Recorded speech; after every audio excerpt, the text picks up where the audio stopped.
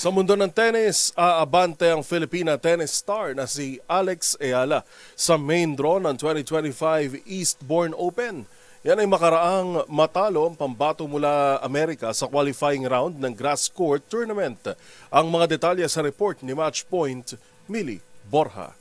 Nakahabol mula sa isang set na pagkaiwan si Filipina tennis star Alex Eala upang talunin ang Amerikanang si Hailey Baptiste at makapasok sa main draw ng 2025 Eastbourne Open sa United Kingdom. Nagwagi si Eala sa score na 6-7, 7-6, 6-1 matapos ang isang mahirap na labanan sa qualifying round ng grass court tournament. Pagkatapos dominahin ang ikalawang set, agad na lumobo sa 3-0 ang lamang ni Eala sa deciding set bago itigil ang laro dahil sa medical timeout ni Baptiste. Pagbalik sa aksyon, nakakuha ng dalawang sunod na game si Eala para umabante sa 5-0 bago muling humiling ng timeout ang kalaban.